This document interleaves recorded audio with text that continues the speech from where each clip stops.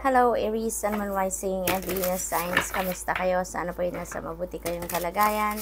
Welcome back po sa Star Tarot. Kung bago kayo rito, welcome din kayo. Thank you sa inyong support.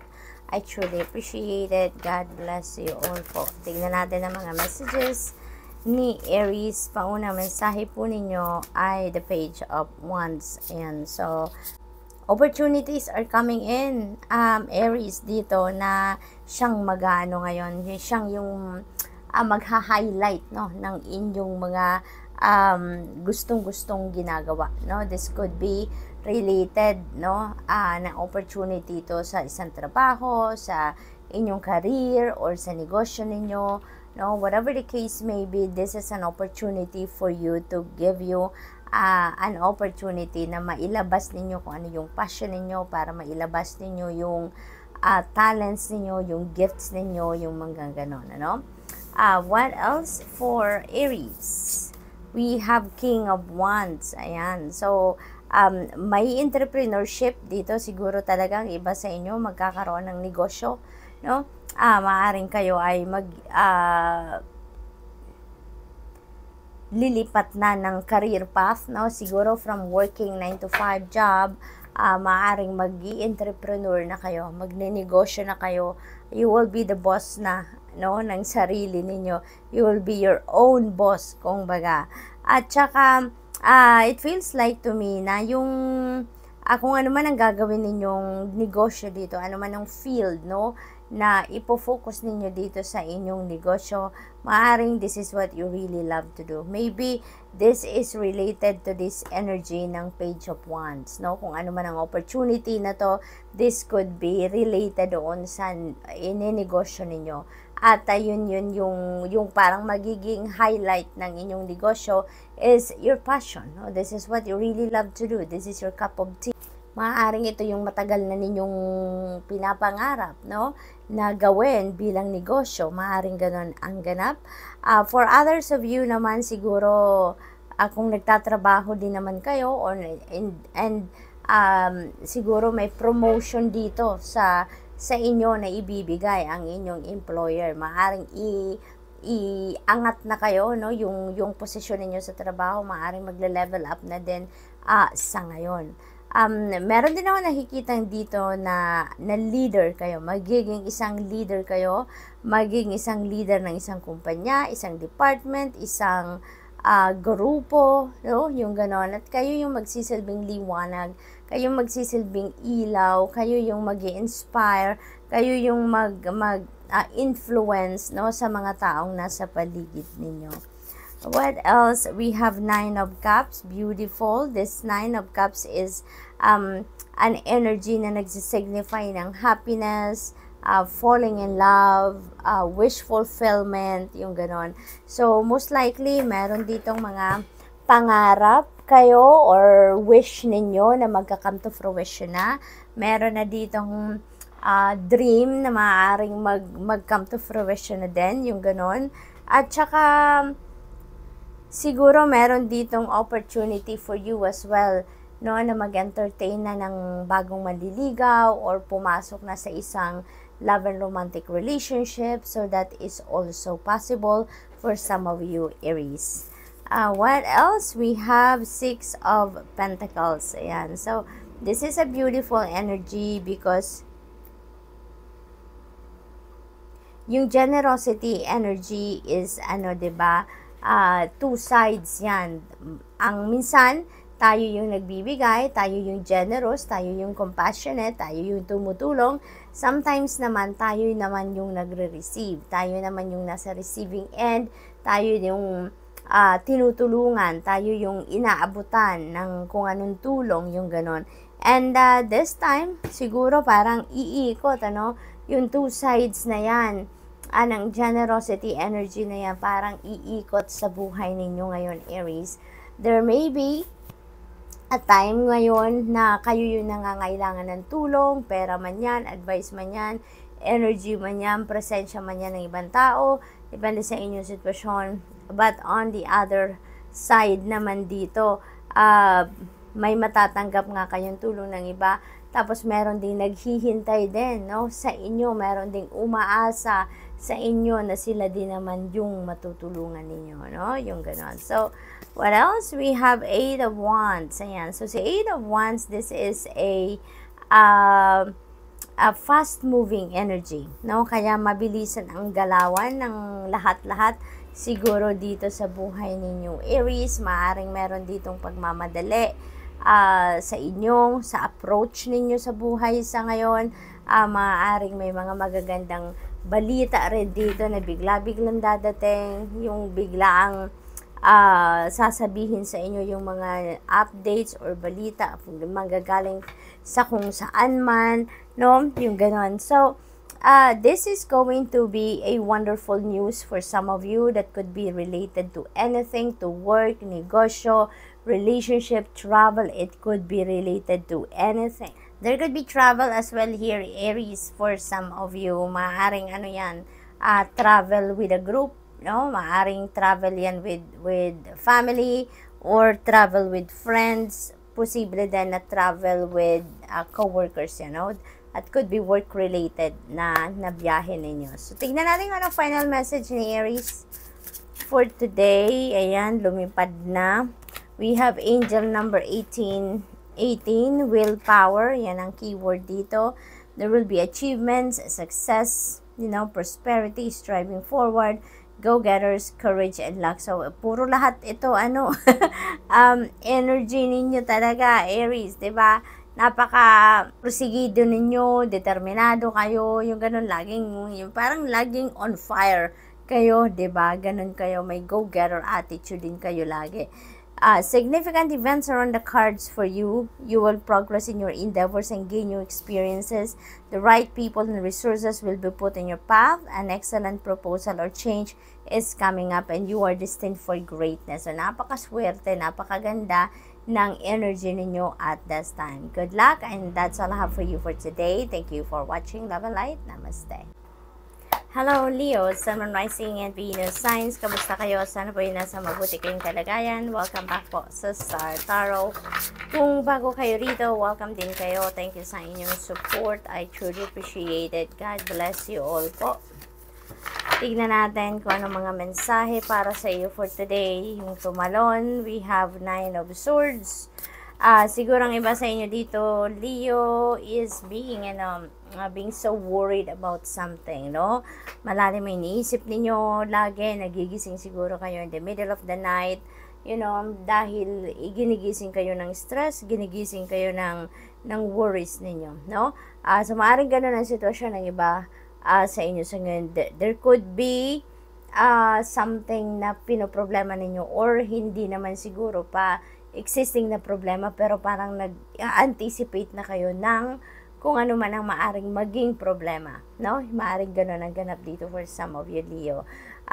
You may need to talk to someone dito kung sa tingin ninyo makakatulong, no, sa inyong sitwasyon, sa inyong pag-iisip, sa inyong nararamdaman, na makipag-usap kayo with someone or with other people, you know, makahingi kayo ng advice, or alam mo yun, yung may mapaghingahan lang kayo, then do so, no? Pero syempre, depende sa inyong sitwasyon, no? Kung may mapagkakatiwalaan kayong tao, then go for it. If not, then yun na nga, ipagdasal nyo na lang yan, no? I-offer ninyo lahat-lahat ng concerns ninyo, problema ninyo sa Divine Universe, okay?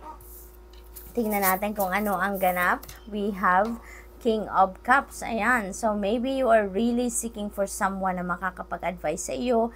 May mapapagkwentuhan kayo. May mapaghihingian kayo ng sage advice. At ang iba sa inyo dito, Leo, kailangan lang ninyo ng makikinig. Hindi necessarily na hihingi kayo ng advice sa ibang tao, pero ang importante sa inyo ngayon, yung hinahanap ninyo, yung parang may mapag-vent outan lang kayo ng kung ano man ang pinoproblema or iniisip ninyo at this time, no?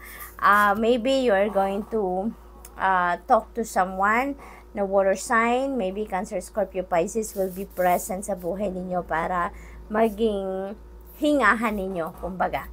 So, we have Two of Swords. Ayan. So, meron siguro kayong decision making na kinakaharap at this time, Leo, and maaring isa yan sa mga dahilan ng stress ninyo, ng anxiety, yung hindi kayo mapakali, hindi kayo makatulog, hindi makakain ng maayos, no? So, siguro indecisive kayo at this time. Maaring, seryosong bagay, or siguro delicate na bagay, or sensitibo, or siguro mahirap-hirap, no, ang sitwasyon ninyo sa pagdidesisyonan ninyong ito. Kaya medyo siguro hinagdadalawang isip pa kayong magdesisyon, or talagang ipinagpapalibang pa ninyo ito dahil hindi pa buo ang loob ninyo na gawin ang desisyon na yan, ano? So whatever that is, you may check in with your intuition dito, Leo, para matulungan kayo, magabayan kayo patungo sa kung ano ang makakabuti para sa inyo. Okay? So, makakatulong din kung meron kayong mahihingahan, meron kayong mapagsasabihan, because you may also hear other people's perspective. Not necessarily na yun ang susundin ninyo, yung advice nila susundin ninyo, but at least, makakita kayo or makarinig kayo ng ibang posisyon naman ng tao on a certain concern ninyo or sitwasyon. So, we have 5 of Pentacles. This may be a problem related to work, source of income, trabaho, negosyo, career, maaaring ganun ang ganap. Siguro, pera ang pinoproblema ninyo, trabaho, no? Ang pinoproblema ninyo, maaaring nabawasan kayo ng oras, na-terminate ng mas maaga sa kontrata, or siguro, ang iba sa inyo na lay off, yung ganun. Kaya medyo, nahihirapan kayo pagdating sa pera sa ngayon. So, posibleng gano'n ang sitwasyon ng iba. Pwede naman na hindi. Pwede namang ibang rason kung bakit kayo namomroblema sa ngayon. But with the 5 of Pentacles energy, this could signify that this is a money problem, no? Yung gano'n. But Leo, diba? Tandaan nating lahat na wala namang problema na binibigay sa atin ng universe na hindi natin kayang i-handle, na hindi natin kayang solusyonan, na hindi natin kayang lampasan. Diba? Kaya keep your hope and faith alive sa puso ninyo. I-transmute ninyo ang kung ano man ang negative thoughts ninyo, negative feelings, emotions na nararamdaman into positive mindset, into an abundant and prosperous mindset, so that yun ang ma-attract ninyo towards you, diba? Kasi lalahanin ninyo, the law of attraction is always at play. Kung ano yung iniisip natin, yun ang nagmamanifest sa buhay natin, diba? So we have 3 of Swords. Ayan, umiiyak ang iba sa inyo dito, Leo. Not necessarily naiyak na may luha ang mga mata. Sometimes yung puso natin ang umiiyak, diba? Pagod na ang iba siguro sa inyo dito sa inyong sitwasyon. This is somehow heavy, no, na sitwasyon ng iba sa inyo dito. Siguro ang napipick up ko dito, no, naririnig ko self-pity. Ang iba sa inyo siguro ganun ang nararamdaman sa ngayon. Naawa kayo sa sarili ninyo, nagsa-self-pity kayo, kaya mas lalong maraming negative, no, ang energy na bumabalot sa inyo dahil low vibration kayo sa ngayon, Leo. But, yun na nga, Leo, no? Kung sa pakiramdam ninyo, it's too much to handle, lift it all up to God. Lift it all up to your spirit team. No? Ipagdasal ninyo yan and allow God to take care of it for you. No? Hayaan ninyo na ang universe ang mag-handle ng inyong sitwasyon sa ngayon. Ipagdasal po ninyo yan, okay? Ask for enlightenment, ask for guidance, no? So that you will be guided accordingly kung ano ang best ninyong gagawin, kung ano ang best para sa iyo, okay? So, tignan natin kung ano ang final message dito ni Leo. We have angel number 1234. Look at that. 1, 2, 3, 4. There is progress, no? There will be progress, there will be development, there will be growth, no? So, kung ano man ang mga sitwasyon na to sa ngayon, hindi magtatagal yan, it will progress. Magkakaroon ng pagbabago for the better ang sitwasyon ninyo sa ngayon. Your spirit guides are present to help you, to guide you, to guard you sa inyong sitwasyon sa ngayon. Definitely, there will be progress. You will find the justice that you deserve sa ngayon, ano? you are on the right track, no? Kung anong mga problemang pinagdadaanan, challenging situation na pinagdadaanan ninyo sa ngayon, talagang pagdadaanan nyo lang yan. That is part of your life's journey. Rest assured that you are on the right track, okay? Someone from the other side has your back and encourages you to try the best. You will succeed. Hindi yun. Tandaan ninyo yan. Yung malalagpasan ninyo kung ano man ang mga problema ninyo sa ngayon, and you will succeed. Observe your surroundings and communicate clearly. That's what you really need right now. Kung kailangan ninyo na makakausap, kailangan ninyo ng opinion ng iba, perspective ng iba, you just need to reach out to someone na mapagkakatiwalaan ninyo and talk to them, okay? Be sure that everything will fall to pieces. Good luck. That's all I have for you for today. Thank you for watching. Love and light. Namaste. Hello, Sagittarius, Sun, Moon, Rising, and Venus signs. Kamusta kayo? Sana po nasa mabuti kayong kalagayan. Welcome back po sa Star Tarot. Kung bago kayo rito, welcome din kayo. Thank you sa inyong support. I truly appreciate it. God bless you all. Tignan natin ang mga mensahe ni Sagittarius. Paunang message po ninyo sa ngayon ay Two of Pentacles. Ayan. So, ang iba sa inyo dito being asked, no, to bring the balance back in your life kasi you are juggling too many things all at the same time siguro, Sagittarius. You are multitasking big time sa ngayon, kaya hinihingi sa inyo ng spirit ngayon na get grounded and get the balance back in your life so that makabalik kayo sa concentration ninyo, mabalik kayo sa balance, makabalik kayo sa core ninyo, and with that, matutulungan kayo na maging mas maayos ang ganap sa buhay ninyo, mas makakapag-focus kayo sa mga bagay na kailangan ninyong pag-focusan, okay? We have Temperance energy, let go of self-imposed limitations, ayan, so let go of the control, no? Dahil alam naman nating lahat, diba, Sagittarius, na lahat naman ng bagay nangyayari sa buhay natin according to the divine order and timing. Hindi ba? Lahat yan according to the divine timing. If it's meant to happen, it will happen. If it's, di ba may kasabihan na kung hindi ukol, hindi bubukol. Kaya sometimes talaga, we really need to let go of control. We need to surrender instead, no? Surrender to the natural ebb and flow of life, okay? What else? We have Two of Swords. Meron tayong Two of Pentacles. So, meron tayong synchronicity dito. We have two twos, okay? So, yung dalawang two na yan, that becomes number 22, diba? That is a very powerful number because that is a master number. So, I suggest po, please look up for the meaning of master number 22 po for more guidance, okay? Sa ngayon, indecisive kayo about something. Sa ngayon, siguro marami kayong kino-consider na mga bagay-bagay, marami kayong hawak na impormasyon, and siguro yan ang mas nakakapagpalito sa inyo, no?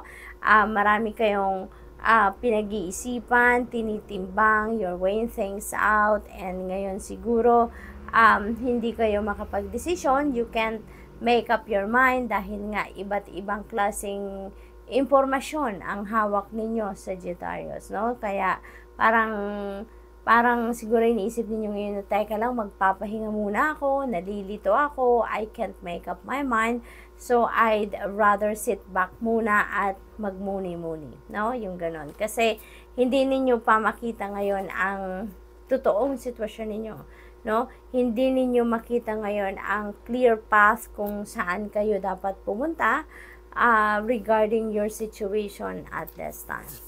So, what else? We have Three of Pentacles. Three of Pentacles is about teamwork, no? At feeling ko dito, merong makakatulong sa inyo dito na magkaroon kayo ng clear direction of where you are heading regarding sa kung ano man ang concern ninyo sa buhay.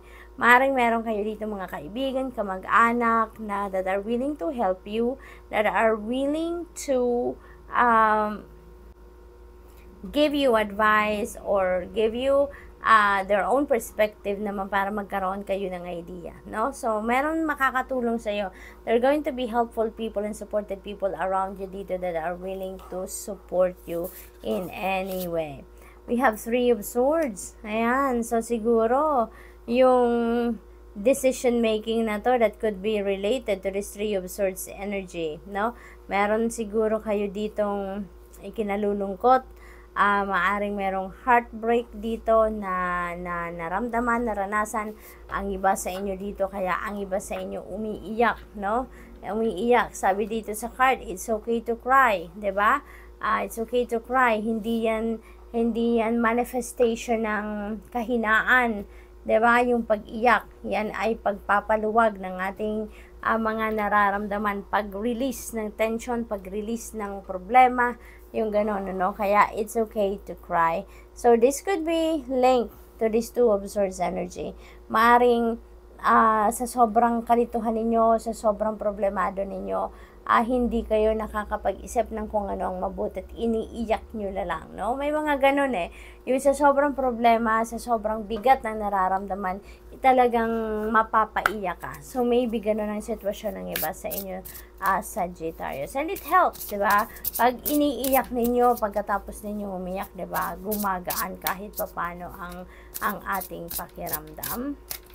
We have angel number 2121. There will be prosperity, harmony, journey, waiting, discipline, exaggeration, and the opposite sex. No? Iba-iba ito ng area sa buhay ninyo siguro. Na ito yung mga magdahilan. No? Ito yung magiging daan kung bakit magkakaroon kayo ng energy level. Kung bakit tataas ang vibration ninyo, yung ganon. So that day, you're waiting for welcome. Maintain discipline. You're getting closer to your end goal.